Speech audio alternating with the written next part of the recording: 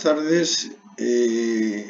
Hoy vamos a hablar de lo que es en realidad el teletransporte cuántico y de las implicaciones que este teletransporte cuántico puede tener para la seguridad de la transmisión de información.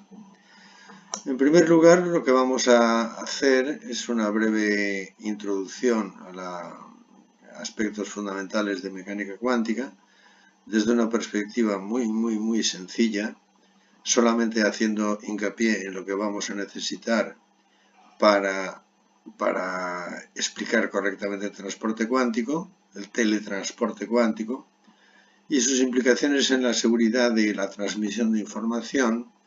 La vamos a ver a través de un ejemplo casi práctico, vamos a decirlo así.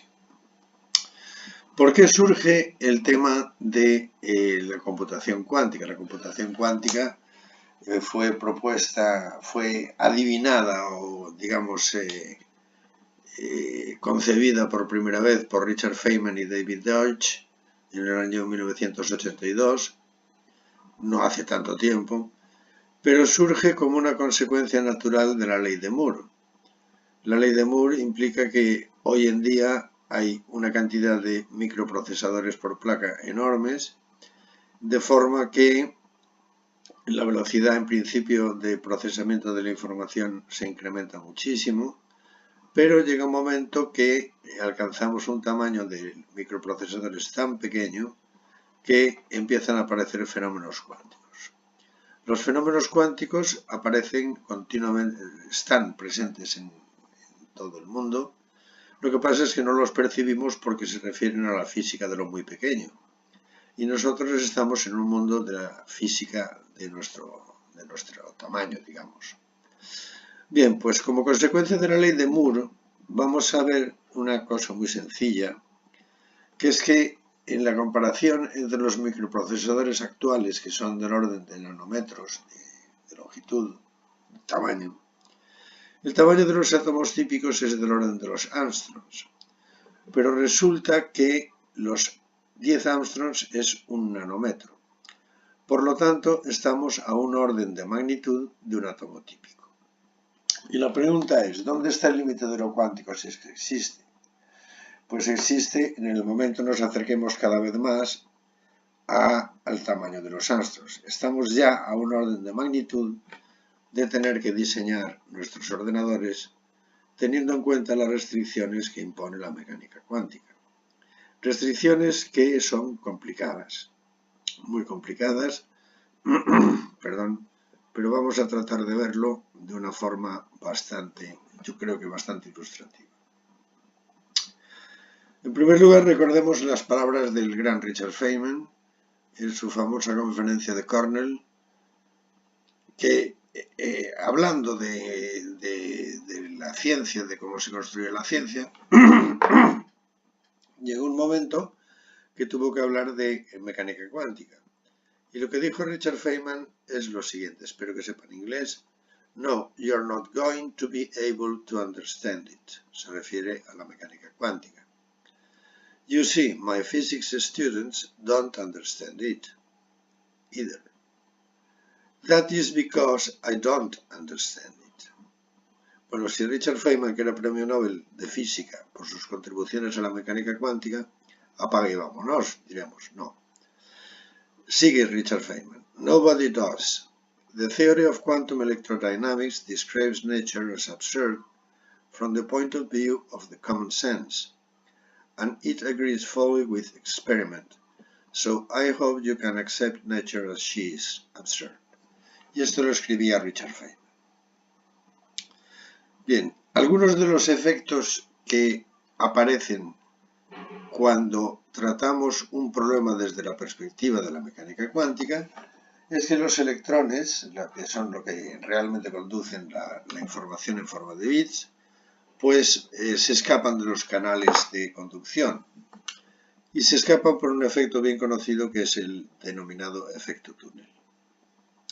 En el mundo macroscópico tenemos una partícula o una onda que se tropieza contra un muro, que es lo que en física llamamos una barrera de potencial, y si esta partícula tiene la energía suficiente pasa al otro lado. pero si no tiene la energía suficiente, no pasa al otro lado, sino que choca contra la barrera de potencial y rebota. Si hablamos de mecánica cuántica, las cosas son diferentes, porque debido al efecto túnel precisamente, una partícula, una onda o partícula, da igual, que sea onda que sea partícula, aún sin tener la energía suficiente para pasar esta barrera de potencial, la pasa. De hecho, una porción importante la pasa.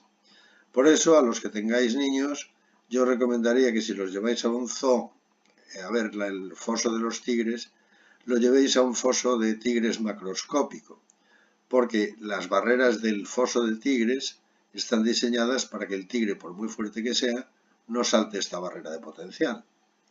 Sin embargo, si lo lleváis a un zoo cuántico, el tigre puede aparecer misteriosamente al lado de vuestro niño y comérselo como si de una gacela se tratara. Por lo tanto, el efecto túnel es un efecto que es el que produce que los átomos o los electrones o los bits, de los que luego hablaremos,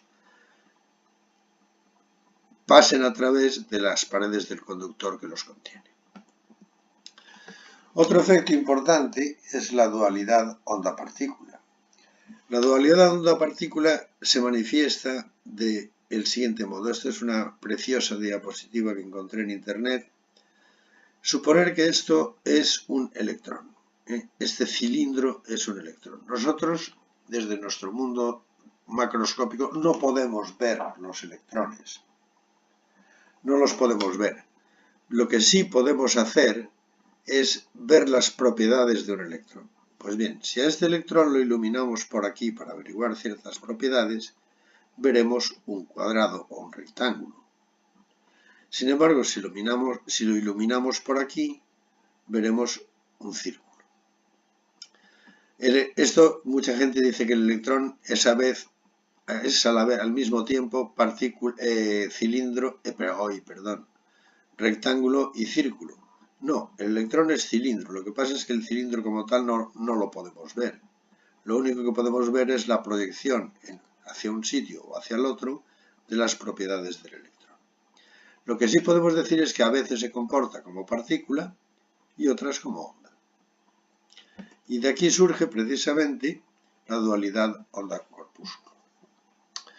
Luego, otro aspecto de la mecánica cuántica que hay que comprender bien es el principio de indeterminación de Heisenberg, del cual no me voy a detener demasiado, pero sí que relataré de una forma breve una curiosa situación que se dio en el Congreso de la Solvay, donde había pues como 12 o 13 premios Nobel en ese congreso.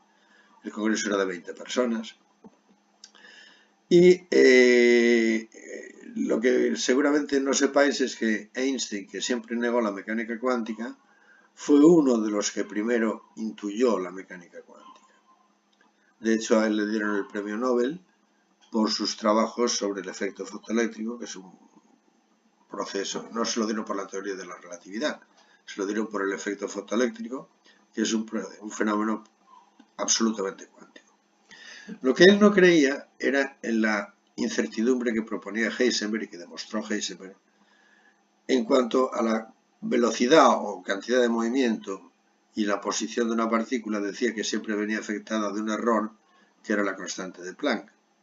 Esto es lo mismo que decir que la energía por el tiempo también tiene un error si se mide simultáneamente de la constante de Planck, porque ambas expresiones, si hacemos números, P sub x es mv partido por t y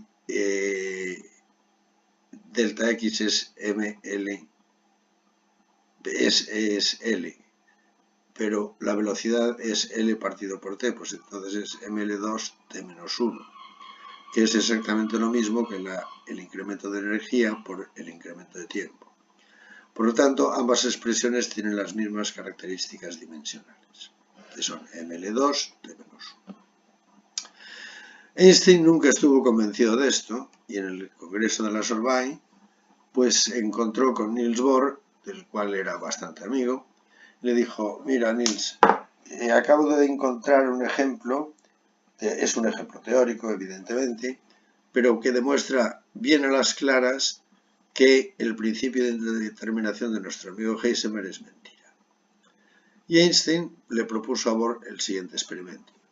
Supongamos que tenemos una caja con un agujero muy pequeñito y en esta caja hay una única partícula que está rebotando por efecto de la energía cinética provocada por la temperatura, por ejemplo, y la caja cuelga del techo con un muelle al cual hay asociado una regla muy precisa.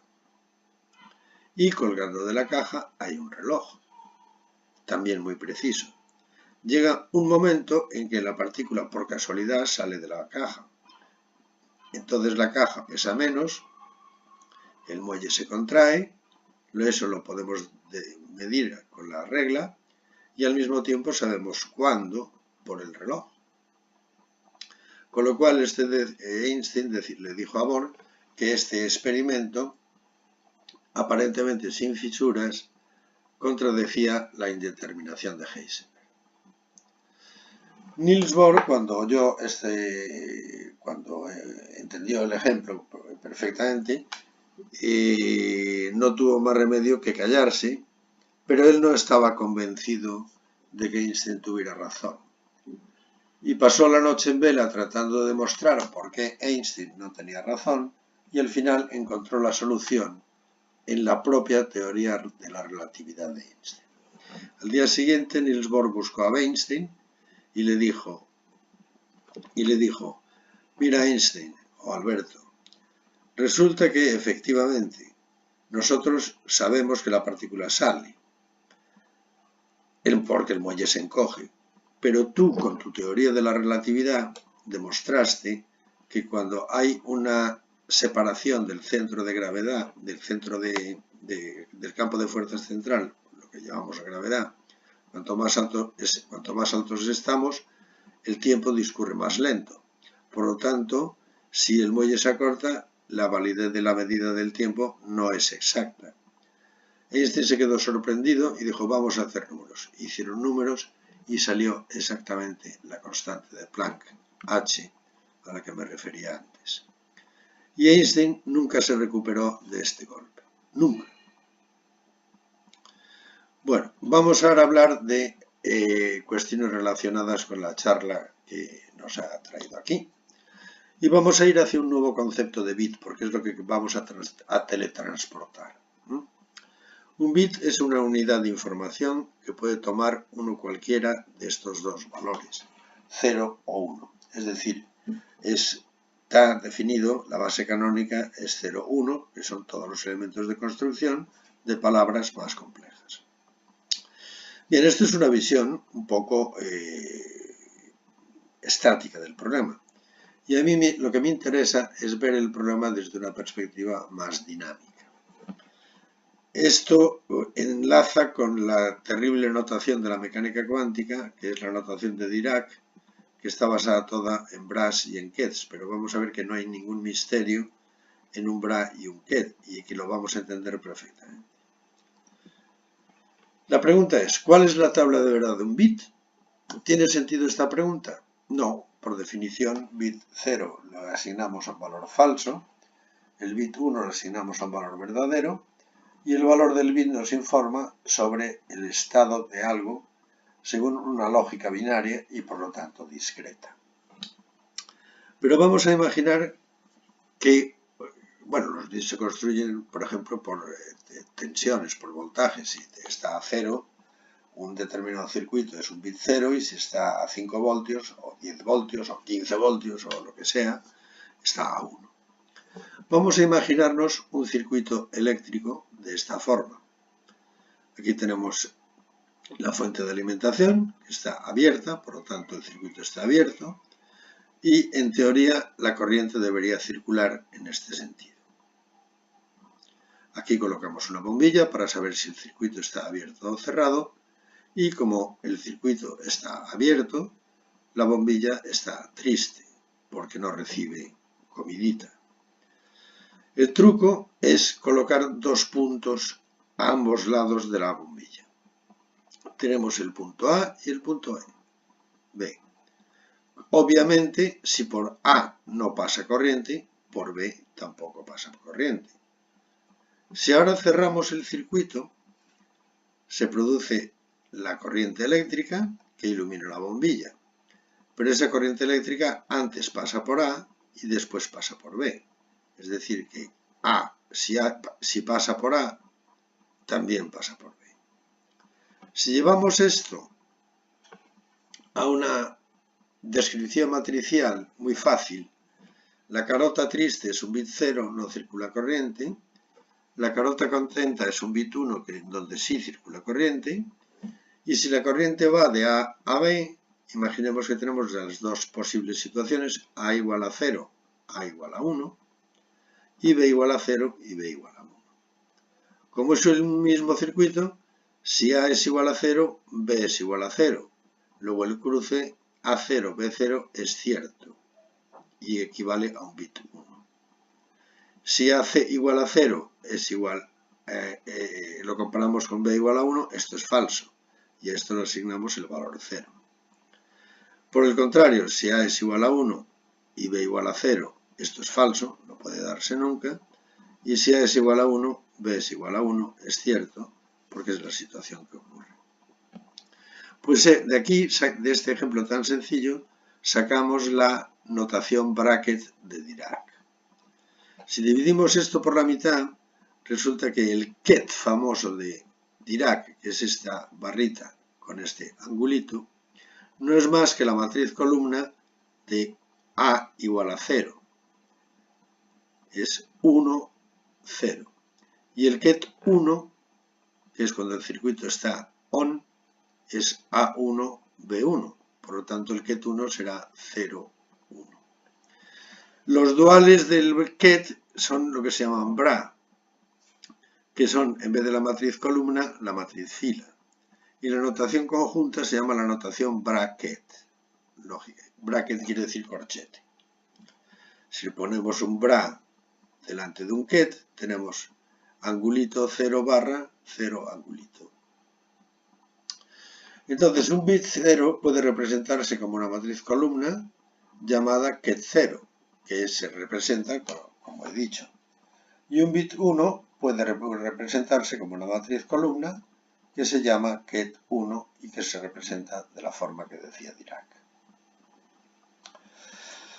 Bien, un bit únicamente puede tomar el valor entre 0 y 1, o sea, 0 o 1. Esta nueva representación, la que he introducido en la notación bracket, también es cierto que un bit 0 es el ket 0 y un bit 1 es el ket 1.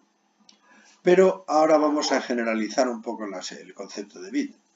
Si estos bits representan el estado de un sistema muy pequeño, entonces tienen que ser obtenidos a partir de alguna propiedad cuántica. Por ejemplo, el spin de un electrón, el modo en el que el electrón gira, por decirlo de alguna forma.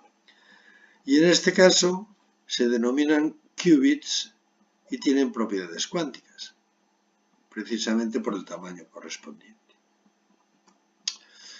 ¿Alguna imprecisión que nos cuentan? En el colegio, todos en las horribles clases de física nos decían que un electrón puede pasar simultáneamente por dos rendijas a la vez, como una bola de billar americano que la tiramos y puede pasar misteriosamente por las dos troneras del fondo. Y esto no es del todo cierto. Y voy a explicar por qué. Si tenemos un estado cubital puro, es decir, 0, y hacemos el experimento de la doble rendija, que consiste en lo siguiente.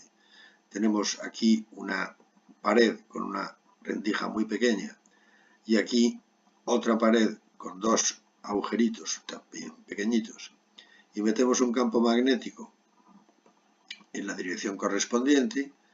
Si el sistema está en un estado cubital puro 0, siempre va a salir por 0. Si está en un estado 1, siempre va a salir por 1. Pero si está en lo que nosotros llamamos superposición, está simultáneamente, y esto es muy extraño, entre 0 en 0 o en 1 o en cualquier combinación lineal de ceros y unos, contar que se den algunas restricciones, que veremos a continuación. O sea que en teoría podría salir simultáneamente por 1 o por 0. Pero la naturaleza no está tan loca. Resulta que precisamente debido al principio de incertidumbre de Heisenberg, el hecho de que pase por una rendija supone de alguna medida medir el qubit. Este es el estado de un qubit y al medirlo inexorablemente colapsa o a 1 o a 0. Es decir, que un estado en superposición que tiene una mezcla determinada de 1 y 0, cuando lo lanzamos por la doble rendija, o pasa por 1 o pasa por 0. Entonces, ¿por qué decimos que pasa simultáneamente por 0 o por 1? Bueno, pues porque lo decimos mal. Unas veces pasa por 0 y otras veces pasa por 1, con lo cual quiere decir que este qubit lo tendríamos que lanzar muchas veces y pasaría unas por 1 y otras veces por 0. Esto, básicamente, la idea es que el procedimiento de medida de los qubits 0, 1 y phi es el mismo, pero el qubit phi no tiene spin definido y por lo tanto tiene cierta probabilidad de salir por arriba o por abajo. Dicho esto, y aquí viene un poco mejor explicado, un poco más ampliamente explicado, tenemos que 0 y 1 son estados qubitales puros, pero los qubits pueden estar en lo que se llama superposición cuántica. Es decir, un qubit puede estar en un estado A, ket 0, más B, ket 1, en donde A y B es lo que se llaman las amplitudes del qubit y es en realidad donde reside la información. Por requisitos de la mecánica cuántica, A y B deben de ser números complejos, pero no olvidemos que los números reales están incluidos en los números complejos, por lo tanto, no vamos a necesitar hacer uso de los números complejos, que complicaría la charla. Lo que sí que tiene que ser, que tiene que ocurrir, es que el módulo de A al cuadrado más el módulo de B al cuadrado sea igual a 1, porque la probabilidad total es o que salga por 1 o que salga por 0. Y esa probabilidad es o sale por 1 o sale por 0. La total es 1, sale por una de las dos. Por lo tanto, si medimos un qubit, y medir un qubit significa simplemente mirarlo, y esto es lo que va a tener que ver con la seguridad de la información, el qubit colapsa irreversiblemente a uno de los valores 0 o 1, en donde esto ya son bits clásicos, pero con una probabilidad. La probabilidad de 0 será A al cuadrado y la probabilidad de 1 será B al cuadrado. Bien. Un poco por formalizar la cuestión, los estados qubitales puros son ortogonales. Esto quiere decir que bajo el producto interno funcionan de la siguiente forma. El producto del bra 1,0 por el ket 1,0, es decir, el bracket 0,0 es igual a 1, el bracket 0,1 es igual a 0, el bracket 1,0 es igual a 0 y el bracket 1,1 es igual a 1, lo cual nos asegura una situación de perpendicularidad, igual que en el plano cartesiano, si está pegado al eje de las X o pegado al eje de las Y. Bien, formalmente, ket 0 y ket 1 son la base canónica de un espacio de Hilbert. Esto simplemente es por formalizar un poco la cuestión. Y un espacio de Hilbert no es más que un espacio vectorial complejo con producto escalar o producto interno definido. Y además es completo, que quiere decir que cumple la desigualdad de Cauchy. Y cualquier un qubit puede construirse como una combinación lineal de los elementos de la base canónica. A0 más B1. Bien, alguna operación relevante que podemos hacer con qubits, aparte de medir, podemos hacer otras cosas. Y en mecánica cuántica se utilizan matrices. Supongamos que tenemos el qubit phi igual a A ket 0 más B ket 1. Voy a prescindir ya del ket porque ya sabemos que son kets. Fijaros que phi es igual a la matriz columna AP, porque A multiplica a 0, que era 1, 0, y B multiplica a 1, que era 0, 1. Por el producto de por la propiedad de las multiplicaciones de matrices, esto equivale a la matriz AB. Bueno, pues si queremos negar este qubit, tenemos que aplicar una matriz unitaria. Unitaria quiere decir que la matriz por su respuesta conjugada por la matriz original da siempre 1. Y esto, la matriz negación es 0, 1, 1, 0, que nos invierte, nos niega, por lo tanto, al qubit AB y nos lo convierte en el qubit BA. Luego hay otras dos transformaciones que son muy importantes, que son las transformaciones de Hadamard, que tienen una formulación que es esta, pero que nosotros vamos a simplificar diciendo que si se aplica la transformación de Hadamard sobre el ket 0, obtenemos 1 partido por raíz de 2 de 0 más 1. Este 1 partido por raíz de 2 es una constante de normalización que hace que la probabilidad total sea 1. Y si lo multiplicamos por el ket 1, tenemos 1 partido por raíz de 2 de 0 menos 1. Es decir, que lo que hace, de alguna manera, es girar 45 grados la representación cartesiana. En realidad la transformación de Hadamard supone un cambio de base, pero quedaros con la idea de que si lo aplicamos sobre un ket 0, pues obtenemos 0 más 1, y si lo multiplicamos sobre un ket 1, obtenemos 0 menos 1. Bien, para construir sistemas de 2 qubits necesitamos hacer lo que se llama el producto tensorial. No voy a entrar aquí muy en detalle en producto tensorial, pero fijaros que es lo mismo que en los sistemas de bits convencionales. Si tenemos un estado de un sistema que sea phi, que es igual a A, 0, 0, la amplitud de 0, 0 es A, más B por 0, 1, más C por 1, 0, más D por 1, 1, 0, 0, 0, 1, 1, 0 y 1, 1 son los elementos de la base canónica para el sistema de 2 qubits. A, B, C y D son números complejos y la suma de los módulos al cuadrado de las amplitudes tiene que ser la probabilidad total. Imaginar que en vez de 2 rendijas tenemos 4.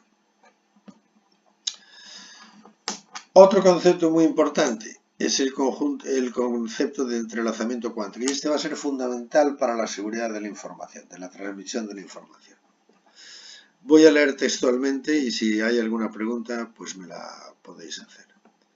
Un conjunto de partículas entrelazadas no puede definirse como partículas individuales con estados definidos, sino como un sistema cuya función de onda es única para todo él. Esto quiere decir que si tenemos dos sistemas, dos electrones, por decir alguna cosa, entrelazados, lo que le ocurre al uno le ocurre al otro simultáneamente. Y matemáticamente se dice que un sistema de qubits está entrelazado si no puede descomponerse en el producto tensorial de sistemas de un qubit. Vamos a ver qué quiero decir. Si tenemos un sistema que tiene esta función de onda, que es un cuarto de 0, 0 más raíz de 3 partido por 4 de 0, 1, más raíz de 3 partido por 4 de 1, 0, más 3 partido por 4 de 1, 1, veremos que si elevamos las amplitudes al cuadrado y las sumamos, tenemos que nos da 1. Pues esto es 1 partido por 16, más 3 partido por 16, que son 4 partido por 16, más 3 partido por 16, más 9 partido por 16, que da 16 partido por 16, que es 1. Pero esto no es un estado entrelazado, porque debido a las propiedades de los qubits, podemos descomponerlo en dos qubits individuales, A0 más B1 y C0 más D1, porque AC es igual a un cuarto, AD es igual a raíz de 3 partido por 4, BC es raíz de 3 partido por 4 y BD es igual a 3 cuartos. Luego, esto lo podemos representar como el producto tensorial. Tensorial quiere decir producto de matrices todos contra todos, para ser breve. Bien, esto se obtiene teniendo en cuenta las condiciones de normalización para las amplitudes. Entonces, por ejemplo, este qubit realmente es procede del producto tensorial de un medio de 0 más raíz de 3 partido por 2 de 1 tensorialmente por un medio de 0 más raíz de 3 partido por 2 de 1. Fijaros, un medio por un medio es un cuarto. Un cuarto afecta a 0 y a 0. Pues aquí tenemos un cuarto de 0, 0. Ahora vamos con el 0, 1. Perdón.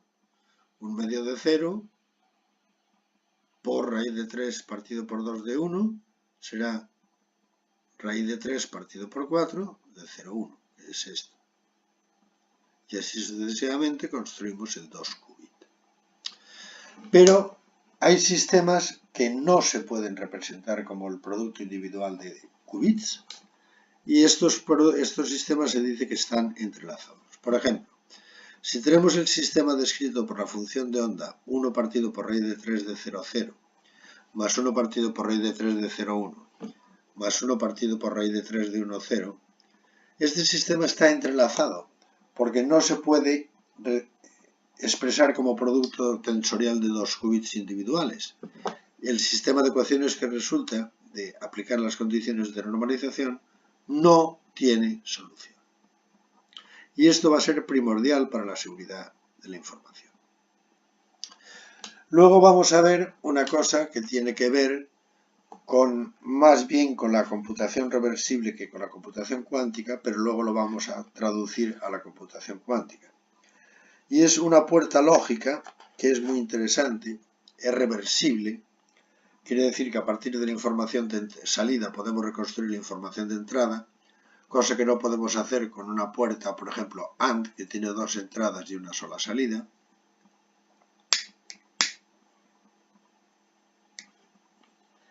Esta puerta lógica funciona del siguiente modo.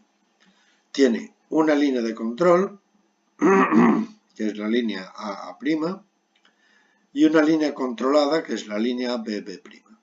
Esto es el punto de control y esto es un NOT convencional. De forma que A' siempre es igual a A y B' es igual a B cuando A y por lo tanto A' vale 0 y B' es igual a no B cuando A es igual a 1. Entonces está controlada por la línea superior, de forma que el NOT solamente actúa cuando la línea superior está a 1. La tabla de verdad es 0, si las entradas son 0, 0, la salida es 0, 0. Si la entrada es 0, 1, la salida es 0, 1. Pero fijaros ahora, si la entrada es 1, 0, la salida es 1, 1, porque este 1 invierte el estado de este B. Y si es 1, 1, tenemos 1, 0. Pero fijaros que la salida de la puerta CN es en la línea de control la misma que había, la identidad, y en la línea de salida B' es un OR exclusivo, 0, 1, 1, 0. La matriz asociada, ya hablando en lenguaje cuántico, a la puerta CN es lo que se llama una U-XOR. Realmente lo que hace es transformar el qubit XY, es una puerta de 2 qubits, de un 2 qubit. Transforma XY en X, X OR exclusivo Y. Si lo llevamos a una representación tabular, tenemos los estados de la base canónica, 0, 0, 0, 1, 1, 0, 1, 1, 0, 0, 0, 1, 1, 0 y 1, 1, y 0, 0 es cierto, 0, 1 y 0, 1 también es cierto, 1, 0 y 1, 0 es falso, lo que es cierto es 1, 0 y 1, 1, y 1, 1, 1, 1 es falso, lo que es cierto es 1, 1, 1, 0. Si os fijáis, esto no hace más que reproducir lo que yo os decía de la puerta de control y de la puerta controlada, y de la línea de control y la línea controlada. La primera es la identidad y la segunda la negación. Bien, esto que viene a continuación es simplemente la demostración de que actúa como un XOR, no tiene mayor interés. Y por fin vamos a hablar ya de teletransporte cuántico. Hemos hablado de superposición de información, de estados. Hemos hablado de entrelazamiento cuántico. Hemos hablado de principio de superposición. Hemos hablado de matrices unitarias de transformación y de operadores lógicos. Y ahora vamos a ver simplemente una cuestión preliminar. Y es que en la aproximación, hay varias aproximaciones a la computación cuántica. Nosotros vamos a utilizar la que seguramente estaréis más acostumbrados a ver, que es la construcción de circuitos cuánticos. Las manipulaciones en serie en los circuitos cuánticos se configuran como productos de matrices normales, productos de matrices, punto. Pero las manipulaciones en paralelo son productos tensoriales, es decir, es el producto tensorial de una matriz por otra matriz.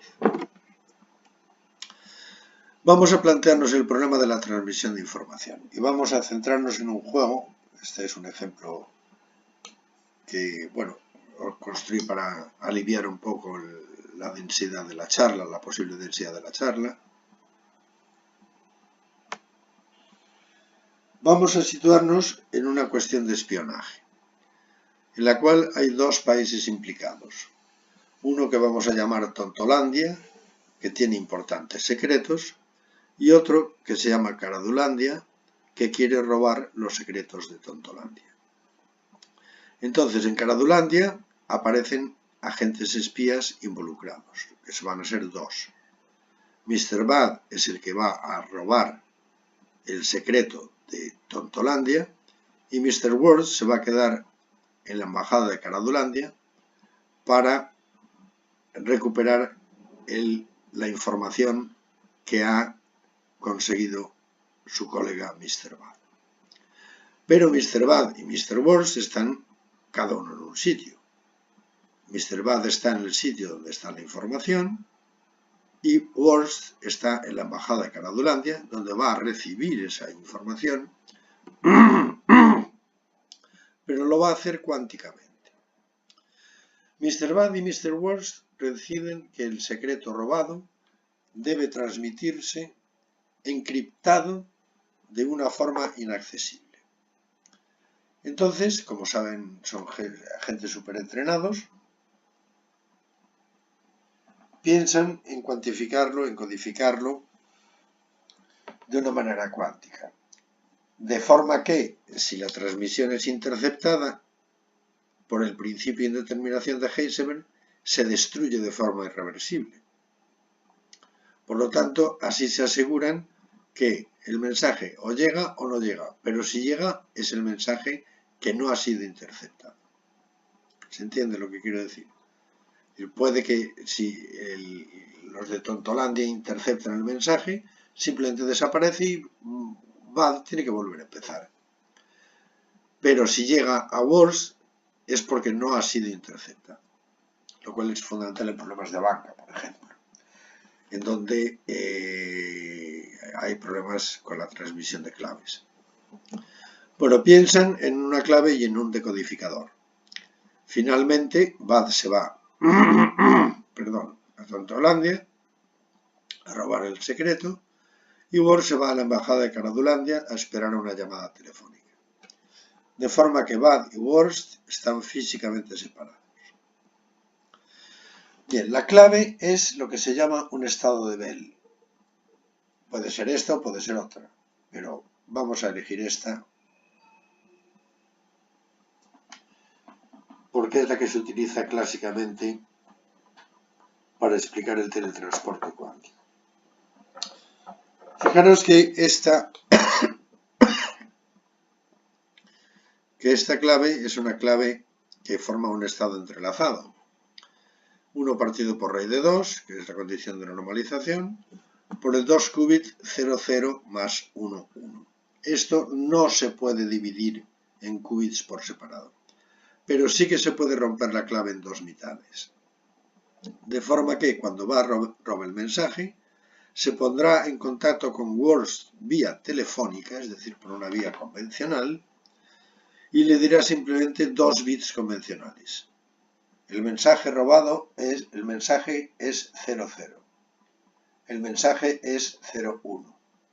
El mensaje es 10 o el mensaje es 11. Esto es lo que va a recibir Worst por la vía telefónica convencional, que sí que puede ser interceptada, pero como los agentes de Tontolandia no se saben la clave, no van a poder decodificarlo. Y aparte el mensaje se destruiría. De forma que si Worst recibe 00, el mecanismo de decodificación será la matriz identidad. Si Worst recibe 01, el mecanismo de decodificación será la matriz de negación. Si Worst recibe 10, el mecanismo de decodificación es la identidad con cambio de fase, es decir, un giro hacia el otro lado. Y si Worst recibe 11, el mecanismo de decodificación será una negación con cambio de fase. Bien, a continuación, fijaros que es muy sencillo el circuito cuántico. Estas tres líneas se dividen de la forma siguiente.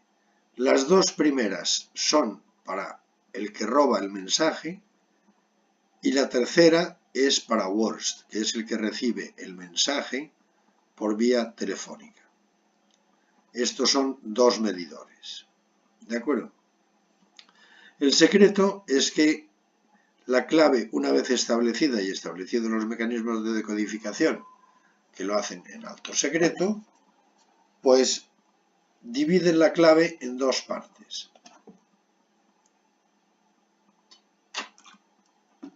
Una parte se la queda bad, que la va a distribuir, como veremos, entre sus dos líneas cuánticas. Líneas cuánticas quiere decir la nada. Y la segunda parte de la clave, beta, que era el estado de Bell que os decía antes, se la queda Worst. Bien. Ahora bad roba el mensaje que resulta ser A0 más B1, en donde la información fundamental está primero en las amplitudes y segundo en la forma en la que estas amplitudes son combinadas. En este caso sencillo, a través de un signo más. Bien, ahora lo compone con la clave en paralelo. Es decir, el estado de Bell era 1 partido por raíz de 2 de 00 más 1, 1. Y el mensaje que ha robado es A0 más B1. Sacamos fuera el factor de normalización y nos queda A0 más B1, producto tensorial 0011. ¿Por qué producto tensorial? Porque esto es una manipulación en paralelo. Pero fijaros que es muy sencillo. Esto se convierte en 1 partido por raíz de 2 de A por 0, 0, el primer 0. En realidad se convierte en A000, pero esta parte hemos dicho que se la queda Worst. Ya veréis que esto es lo que se hace. A00 bad, 01 bad, 10 bad y 11 bad, con las amplitudes correspondientes, A de 00 más A de 01 más B de 10 más B de 11 por lo que queda, que es este 0 y este 1. Ahora el sistema evoluciona de forma cuántica y se encuentra con una puerta CN. Fijaros que de 0, 0, que es lo que tiene bad, se mantiene el 0, 0 aquí. Del 0, 1 que tiene bad, se mantiene el 0, 1 aquí. Sin embargo, del 1, 0, después de pasar por la puerta de Hadamard, como el primer qubit es 1, se invierte el segundo. De 1, 0 pasamos a 1, 1 y de 1, 1 pasamos a 1, 0. Mientras que words sigue teniendo, en teoría, sigue teniendo get0, get1, get0, get1. Es decir, no sabe nada, no sabe nada. Por eso los he separado de esta forma. Ahora el sistema se encuentra con una puerta de Hadamard en la línea de bad. Recordar que 0, 0, que el primer 0, si te encuentra un 0, lo transforma en 0 más 1. Si encuentra un 1, se lo transforma en 0 menos 1. Por lo tanto, A de 0, 0 por 0 será A de 0 más 1 por el segundo 0, es de la información de bad, y 0, que es la información de worst. Luego tenemos la puerta de Hadamard que actúa sobre 0, 1. En realidad actúa sobre el primer qubit, que vuelve a transformarlo en 0 más 1, ahora por 1 y por 1. A continuación tenemos la puerta de Hadamard, que es esta puerta de aquí, que actúa sobre un bit 1. Por lo tanto es 0 menos 1, por 1 y por 0. Y finalmente tenemos el 1, 0, que vuelve a ser 0 menos 1, pero esta vez por 0 y por 1. Si sacamos factor común, tenemos un medio de A00, que es la información que tiene bad,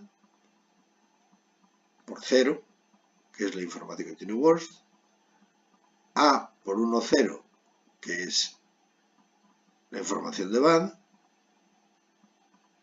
y por 0, que es la información que tiene worst, A de 0, 1 por 1 y A de 1, 1 por 1, más ahora las B's. B de 0, 1 por 0, menos B de 1, 1 por 0, más B de 0, 0 por 1, menos B de 1, 0 por 1. Ordenando las cosas un poco, resulta que ahora bad lo que tiene es A de 0, 0, sacamos factor común, A y A, en 0, 0, 0, 0 por A de 0 más B de 1, más 0, 1 por B de 0 más A1, más 1, 0 por A de 0 menos B1, más 1, 1 por menos B de 0 más A1. Estos dos qubits, este 2 qubits es el que tiene bad ahora mismo.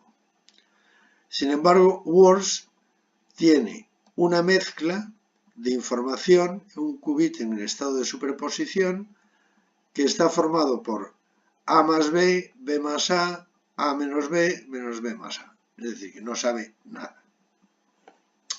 Pero ahora es cuando entran a formar parte el mecanismo de decodificación.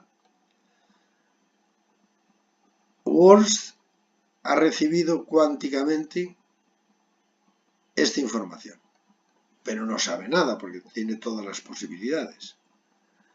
Pero Mr. Worst recibe a través del canal cuántico el tercer bit del mensaje completo. El tercer qubit del mensaje completo es el tercer qubit del mensaje completo. Es esto, esto, esto y esto. Pero no sabe cuál es la solución. Pero resulta que en ese momento suena el teléfono y Bad le dice 0, 0. Acordaos que el término asociado a 0, 0 era A de 0 más B de 1. Y el mecanismo de decodificación para 0, 0 es la matriz identidad. Por lo tanto, Worst aplica el mecanismo de decodificación y la matriz de identidad por AB nos da A de 0 más B de 1. Y por lo tanto el mensaje que ha robado Bad es la combinación A de 0 más B de 1. Si recibe la llamada 0, 1, el término asociado, lo veíamos aquí, 0, 1 era B más A. Pero si En este caso, la llamada que recibiría es 0,1 y la matriz asociada al decodificador es la matriz de negación. Por lo tanto, negamos B, las amplitudes BA y nos queda A0 más B1, que es precisamente el mensaje que ha robado BAD. Ahora, si la llamada fuera 1,0, el término asociado era A de 0 menos B de 1, pero el decodificador era la identidad con cambio de fase, es decir, que aplicada sobre A menos B nos vuelve a dar A de 0 más B de 1. Por último, si la llamada fuera 1,1, el término asociado sería menos B de 0 más A de 1 y el decodificador sería la matriz de negación con cambio de fase y por lo tanto el mensaje robado sería exactamente el mismo, A de 0 más B de 1. Por lo tanto, no importa lo que recibe Wors por el canal cuántico, lo que importa es la llamada telefónica, con la ventaja de que la transmisión de la información se realiza por un canal cuántico que es inaccesible, porque en el momento que la información se transfiere al canal cuántico y es interceptada, colapsa, y al colapsar se pierde el mensaje. Mr. Wors siempre recibe el mismo mensaje, y nótese que cualquier intento de interceptar la comunicación cuántica conducirá, por el mero hecho de medir, al inevitable colapso irreversible del mensaje enviado por Mr. Wors. Bien, el mecanismo de decodificación depende de la clave, que como sabemos es un estado entrelazado. Vamos a hacer ahora, para casi terminar, una pequeña modificación. Vamos a suponer que Mr. Bad y Mr. Wors reciben órdenes de cambiar la clave, y para ello se reúnen en secreto en un conocido pub de Caradulandia y se toman unas copas, demasiadas. Establecen mientras tanto una nueva clave que tiene que ser un estado entrelazado, pero se olvidan de cambiar el mecanismo de decodificación. ¿Qué va a pasar? Pues si la nueva clave es otro estado entrelazado, por ejemplo 0,1 menos 1,0, cuando Bad y Wors se separan y el proceso se repite como antes, Bad roba el mensaje A de 0 más B de 1, lo compone en clave en paralelo, lo introduce en el circuito, es decir, hacemos el mismo proceso de antes, el sistema evoluciona, se encuentra con la puerta CN que produce el resultado que ya vimos y ahora nos encontramos la puerta de Hadamard que hace la transformación de 0 en 0 más 1 y de 1 en 0 menos 1 y llega a una solución parecida.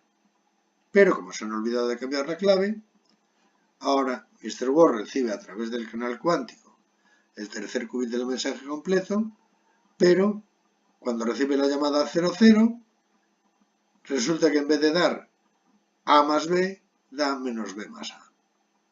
Con lo cual, Mr. Bad y Mr. Wors, después de las copas, son arrestados porque ha pasado información falsa a su embajada correspondiente. Bien, para terminar, aquí tenemos una generalización del circuito. Esta es la clave de Bell, el estado de Bell que es entrelazado. Este es el circuito de Bad, este es el de Wors y este es el mecanismo de decodificación. Y ya termino con una conclusión. Como vemos, las cosas funcionan como deberían funcionar, pero ¿por qué hay tantos problemas con el teletransporte cuántico? Cada vez hay menos. Pero la respuesta está, como casi siempre, en la decoherencia cuántica, es decir, que cada vez que un sistema cuántico interacciona con el exterior o con las paredes del recipiente que lo contiene, es como si lo midiéramos y colapsa.